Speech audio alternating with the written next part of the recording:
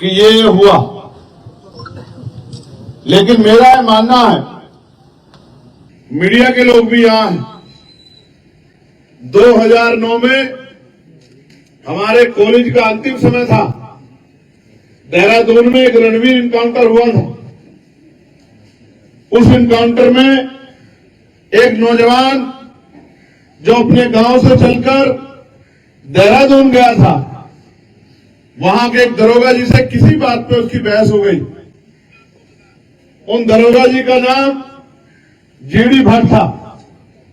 दरोगा जी को यह बात बर्दाश्त नहीं हुई कि एक नौजवान ने उनसे किस तरह से सवाल किया, तो उन्होंने उसको पकड़ा, अपने साथियों को लिया और जंगल में ले जाकर उसके सीने में खूब सारी गोलियां दाग दी। ये मैं नहीं कह रहा हूं, ये उस घटना की सीबीआई जांच हुई है। 17 पुलिसकर्मियों पे कार्रवाई हुई, आजीवन सजा हुई है। यहां जितने लोग खड़े अपने फोन का इंटरनेट खोल के गूगल पे चेक कर लो, रणवीर इनकाउंटर, जितने मीडिया के लोग खड़े हैं, जितने पढ़े लिखे जिम्मेदार लोग खड़े हैं, कोई पता कर लो, आपको पता लग जाएगा कि रणवीर के परिवार के साथ क्या हुआ। लेकिन उस समय विपक्ष जिंदा था, उस समय विपक्ष बोलता था, उस समय की सरकारें भी सुनती थी। लेकिन आज गूंगी मेरी सरकारें बैठी हुई है और विपक्ष मुंह पे ताला लगा के बैठा। 21 एमएलए मिलकर एक एफआईआर नहीं करवा पाए। ये दिया है उत्तराखंड को आप लोगों ने। मैं आपको विश्वास दिला कहता हूं, हम लोग यहां के अधिकारियों से भी बात करेंगे और नेता के तौर पे, मेरी बाजू के तौर पे अमरीश कपिल और महक सिंह जी और भीम आर्मी आजाद समाज पार्टी के नौजवान और मेरे सहयोग के रूप में कानपुर के मेरे भाई, बहुत ही शानदार विधायक यहां आपके बीच में मौजूद है। मैं आपको विश्वास दिलाता हूं, क्या आपको हमारे बल पे शक है? नहीं। बताओ, क्या आपको हमारे बल पे शक है? नहीं। मैं आपको विश्वास दिलाता हूं, मेरी ये मांग है कि रणवीर इनकाउंटर की तरह इस घटना की भी सीबीआई जांच होनी चाहिए। होनी चाहिए बताओ। क्योंकि हो सकता है पुलिस अपनी जगह सही, और हो सकता है परिवार की एक बात कही वो बिल्कुल सच है, लेकिन साबित कैसे होगा? जब रणवीर इनकाउंटर में पुलिस ने एड़ी चोटी का जोर लगा के साबित करने का काम किया कि रणवीर अपराधी था, उसके ऊपर झूठे इल्जाम लगाए कि वो यहां अपहरण करने, फिरौती मांगने, लूट करने आया था, तो तब मामला दोनों पक्षों में जब विवाद हो गया तो उनसे ऊपर जाना पड़ा। अगर वास्तविकता में यहां की सरकार न्याय पसंद है, वो वास्तविकता में अगर न्याय दिलाना चाहती है और इस घटना के पीछे कोई आरोप प्रत्यारोप नहीं है, तो सरकार को आगे बढ़कर इसकी जांच करानी चाहिए। अगर मेरे विपक्ष के सम्मानित विधायक जिस दिन मुख्यमंत्री से मिले थे उसी दिन वहीं बैठ जाते और कह देते जब तक एफआईआर नहीं होगी, एफआईआर से फांसी नहीं चल रहा था कोई, एफआईआर होती, उसकी जांच होती और जांच में जो दोषी पाया जाता उस पर कार्रवाई हो। हम ऐसी मांग करते, हम नहीं कहते किसी को सजा दे दो, और हम है भी नहीं सजा देने वाले। हमारा तो ईमान, हमारा तो भरोसा कुदरत में, ऊपर वाले पे है कि जुल्म करने वाला कभी नहीं बचेगा। जुल्म करने वाले को कोई नहीं बचा सकता। जो सत्ता में बैठे लोग हैं, जिनको लगता है कि वो मालिक है, जिस पुलिस को जिनकी पीठ थपथपाई जा रही है, ये कहा जा रहा है कि वो पुलिस बहुत अच्छी पुलिस है, सब जानते हैं पुलिस किसकी होती है, पुलिस सरकार की होती है। आज जो सरकार है पुलिस उसकी है, कल अगर हम लोग सरकार में होंगे तो पुलिस हमारी होगी। मगर हम न्याय पसंद लोग हैं, हम किसी के बच्चे को मारने की जाए जो है पुलिस को न आज देते न तब देंगे, क्योंकि हम ये चाहते हैं हर आदमी की जिंदगी महत्वपूर्ण, हर आदमी की जिंदगी जो है उसकी रखवाली होनी चाहिए। लेकिन यहाँ की सरकार एमओ में काम करती है। वसीम एक इतना सुंदर नौजवान, मुझे ये भी बताया गया कि कुछ पुलिस वालों से उसका विवाद हुआ, जो जिम की दुकान जिम चलाता था अपनी, जो एसी ठीक करने का काम करता था, अपने पिता की आंखों का तारा था, उसकी मां बार बार बेहोश हो जाती, मैं बात कर रहा था। अगर मेरे हाथ में बहुत ताकत होती उमेश भाई, तो विश्वास करो आज मैं पूरे जिले को सस्पेंड करके और इन सबको बता देता कि किस तरह से जो है काम। ये ताकत मिलेगी भाई आपको, ये ताकत मैं सच बता रहा हूँ, पूरे जिले को सस्पेंड कर देता हूँ।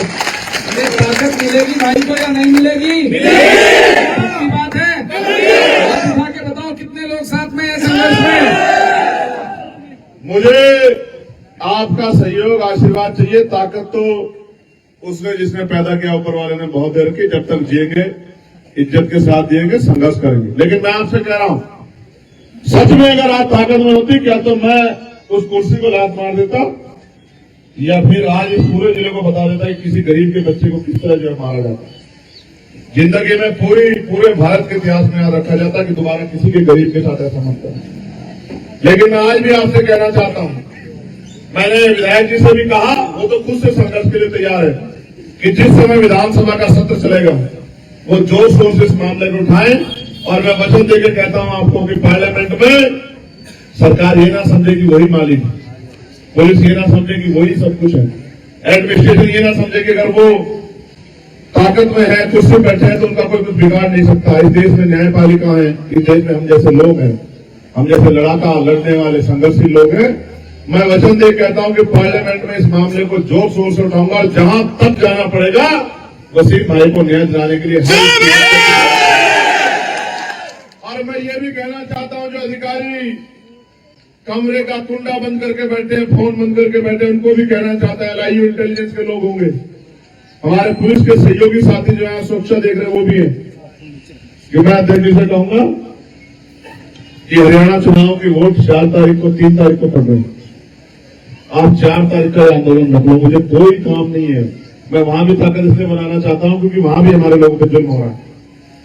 3 तारीख को वोट पड़ेंगे। अध्यक्ष जी आप 4 तारीख का कार्यक्रम रख लो और हम देश भर के लोग यहाँ जुटेंगे। जिला मुख्यालय पर आंदोलन होगा, अनिश्चितकालीन आंदोलन होगा। ऐसा आंदोलन होगा कि आंदोलन तो हरिद्वार में होगा और पता पूरी दुनिया के लोगों को लगेगा। मेरी बात को आप याद रखना, हरिद्वार हमारी शक्ति को जानता है, जानता नहीं जानता है। हम संविधान को मानने वाले लोग हैं। हम नहीं कहते किसी निर्दोष पे कार्रवाई करो। मेरी पुलिस से मांग है कि सबसे पहले कई ऐसी घटनाएं हैं, उत्तर प्रदेश में कई ऐसी घटनाएं हुई हैं, उत्तराखंड में भी कई ऐसी घटनाएं हुई हैं, मध्य प्रदेश राजस्थान में भी जहां पुलिस के लोगों द्वारा अपराध हुआ है। अपराधी को बचाने का मतलब है अपराध को संरक्षण देना। आज एक वसीम के साथ हुआ, अगर हम लोग चुप रहे, कल किसी और वसीम के साथ होगा, कल किसी और मैक्सिम के साथ होगा, कल किसी और अमरीश के साथ होगा, कल किसी और उमेश के साथ होगा। आपने नहीं देखा एक ब्राह्मण समाज के बच्चे को ही गोली मार दी गई, यही आरोप लगा के उसके पिता रोते हुए कह रहे थे कि मेरी आंखों के आंसू का हिसाब होगा, ऊपर वाला हिसाब करेगा। मैं ये कहता हूं कि ऊपर वाला भी हिसाब करेगा और नीचे जो हम जैसे लोग हैं वो भी हिसाब के लिए तैयार है। हम भी हिसाब किताब में पीछे नहीं है किसी से। मैं आपको विश्वास दिलाता हूं, माननीय अध्यक्ष जी को सारे काम छोड़ दो, अभी अभी से गांव गांव जाना शुरू करो और 4 तारीख को हम लोग, उमेश भाई आप भी समय निकाल के रखना, आप और हम सब लोग मिलके बताओ चलोगे नहीं चलोगे? बताओ एक ये ऊपर जो लोग बैठे बताओ चलोगे नहीं चलोगे? ये तुमसे एक और बात कहना चाहता हूं, आज नहीं कहना चाहता था। इन निकम्मे नेताओं के भरोसे मत रहो। ये इनको तुम्हारी मौत पे भी, तुम्हारी लाशों में भी इनके आंख से आंसू नहीं टपकते। मेरी बात को याद रखना, इनका कोई भरोसा नहीं है। एक बार खड़े होकर देखो मेरे साथ, अगर किसी ने किसी गरीब तरह आंख उठा ली तो मेरा दीवान आगे पकड़ लेना। मेरी बात को याद रखना, मेरा नाम चंद्रशेखर आजाद है। मौत एक दिन आएगी, मेरी बात को याद रखना। जब तक जिएंगे ईमान के साथ जिएंगे, इज्जत के साथ जिएंगे, हक हकूक के साथ जिएंगे। मेरी बात को आप याद रखना। यहाँ खड़े होकर कह रहा हूं, अपने जिले में, अपने घर में 4 तारीख को आना मेरे साथ। अगर ये नहीं बताया आंदोलन किसे कहता है, अनिश्चितकालीन होगा। सरकार अगर गोली चलाने का मैं तो हमारे सीने पर चलावा तुम गोली चलाने की बात, तुम हमारे लोगों को मारोगे और अब चुप होकर बैठ जाएंगे, नहीं बैठेंगे। हमारा सीना रहेगा, आगे चलाना गोली, हम देखेंगे तुम्हारे कितना पीतल है तुम्हारी बंदूकों में। गोलियों से मौत एक दिन आएगी, चेहरे भी देखेंगे तुम्हारी, लेकिन तुम्हें कह रहा हूं खड़े हो जाओ। तुम्हारी चुप्पी एक दिन इस अन्याय को इतना मजबूत कर देगी कि तुम्हें सायों से डर लगने लग जाएगा। मेरी बात को याद रखना, ये मुल्क हमारा है। अभी वक्त पे आप लोगों ने देखा क्या हालात बने हुए। मैं आपको विश्वास दिलाता हूं, आप अपनी लड़ाई लड़ेंगे, लेकिन सरकार की मंशा में मुझे शक है, क्योंकि सरकार ने हमेशा मजलूमों को, कमजोरों को उनके कानून बना के उनको डराने का, उनको कमजोर करने का काम किया है। मैं आपको विश्वास दिला कहता हूं कि वक्त पे भी अगर सरकार इस नियत से काम करेगी कि मुसलमानों की जमीनों को लूट ले, उनके अधिकारों को लूट ले, उनकी संपत्ति को लूट ले, तो मैं विश्वास दिला कहता हूं पार्लियामेंट में भी आप पता करा लेना। एडी चोटी का जोड़ लगा के हमने विरोध किया था जिस दिन वक्त पे ये बिल लेके आई थी। और हम विरोध ऐसे नहीं करते, आप पढ़े लिखे लोग हैं, हवा में नहीं करते विरोध, हमें जवाब देना है जनता के बीच जाके। मैं आपको विश्वास दिलाता हूं जब वक्त का मामला हो, और फिर कह रहा हूं हम इंसान हैं, ना जाति ना धर्म। अगर किसी के साथ भी अन्याय होगा तो हम लोग चुप नहीं रहेंगे, बिल्कुल नहीं चुप रहेंगे। मैं यहां पर साथियों से कहता हूं, बराबर के प्रदेश के लोगों से कहता हूं, यूपी वालों से, उत्तराखंड के लोगों से कहता हूं, और मैं अपील करूंगा कि 4 तारीख का जो आंदोलन होगा वो इतना ऐतिहासिक होगा कि आंदोलन तो हरिद्वार में होगा, लेकिन देहरादून में बैठे मुख्यमंत्री जी, हमारे अधिकारी, वो भी चैन से नहीं सोएंगे। इस बात का भी मैं आपको विश्वास, लेकिन याद रखना 4 का जुम्मन, 4 का जुम्मन वहीं पढ़ लेंगे नमाज, सब क्या हो गया। जी 5 तारीख तय कर लो, बताओ मैं 3 कर दूं, 3 कर देता हूं, छोड़ो 4 को क्यों चक्कर में पड़ रहे हो। 3 तारीख 3 ठीक है, ये 3 मेरा बहुत अच्छा दिन है। वहां ना हरियाणा में मेरे 3 का ठीक है, ठीक है 3 का, 3 का नहीं है चुनाव, 5 को वोट छोड़ेंगे, 3 का प्रचार का आखिरी दिन है। तो प्रचार करके आओगे ना? हाँ ये भी है, मैं छोड़ दूंगा प्रचार नहीं। अच्छा चलो अच्छा डन होगी, क्यों 5 कर दो, चलो अच्छा दिन तय कर, अभी तारीख दोबारा सुनो। 5 को इन्होंने पिछली बार रुड़की में किया था, और इस बार 5 को होगा हरिद्वार। और जितने लोग यहाँ खड़े ऐसे ऐसे मुट्ठी बंद करो, ऐसे वादा करो मुझसे कि एक आदमी 10 लोग लेके आएगा। आगे नहीं आओगे, सोच लो, जेल जाना पड़ सकता है, लाठियां खानी पड़ सकती है, सोच लो। इस हौसले के आगे तो पहाड़ झुक जाएगा मेरे बहादुर साथियों। अभी हौसले वो कहते हैं ना कि संघर्षों के साय में घनघोर जवानी पलती है, और इतिहास उधर झुक जाता है जिस और जवानी को। ये जवानी और बड़ों का अनुभव 5 तारीख को इनकलाब लिखा, नोट कर लो डायरियों में। क्या तारीख? दिन है शनिवार, और संडे की छुट्टी बनेगी भाई। रोटी का भी व्यवस्था करके चलना। आंदोलन एक दिन का नहीं होगा, आंदोलन तब तो होगा जब तक हमारी मांगे पूरी नहीं होगी। फिर कह रहा हूं, दोबारा सुनो, अनिश्चितकालीन।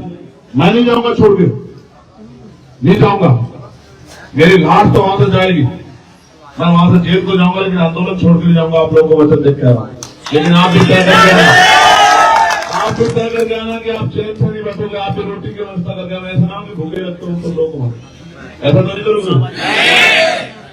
तो बाकी झूठी FIR भी हुई है। मांग सिर्फ यही नहीं है, मांग ये भी है कि वो झूठी FIR भी खत्म की जाए। होनी चाहिए, होनी चाहिए। वो जो मैं जानता हूँ डराने के लिए की जाती है, पुलिस सोचती है डर जाएंगे, डर जाएंगे। कब तक डरते रहेंगे बताओ, कब तक डरते रहेंगे? डर रहे हैं तो भी मर रहे हैं। उत्तराखंड में तो अजीब सा माहौल बना दिया है। कोई कहता है खाली करो, खाली करो, भगाओ, नीचे भगाओ, ऊपर भगाओ। हाँ। देखो पहले ये महाराष्ट्र में होता था, भगाओ भगाओ भगाओ, मारो। अब ये उत्तराखंड में ये प्रैक्टिकल हो रहा है, भगाओ, यहां से भगाओ, उत्तरकाशी से भगाओ, यहां से भगाओ, चमोली से भगाओ, है भगाओ भगाओ भगाओ भगाओ। कहाँ भागेंगे भाई? अपना मुल्क छोड़ के कहाँ जाए? कहीं नहीं भागेंगे। मरना है तो अपने मुल्क में मरेंगे, डर कर नहीं लड़कर मरेंगे। अगर मरना ही है तो शहादत देनी है तो देंगे। हमारे बड़ों ने दिए ना आजादी के लिए, दिए नहीं दिए? इंडिया गेट जाके देखो ना, देखो 52,000 लोगों के नाम मिलेंगे नहीं मिलेंगे, जाके देखो तो। हम नहीं जाएंगे अपने मुल्क को छोड़, हम सदियों से सहते हैं, सहेंगे, लड़ेंगे, हक की आवाज उठाएंगे। आप सब लोग यहाँ आए, इनका भरोसा, हिम्मत आपने बढ़ाई। ये वसीम के वालिद साहब में पिता है, वो जो देश का तिरंगा वहां लहर रहा है ना, उस तिरंगे को मैं सलाम करते हुए कहता हूं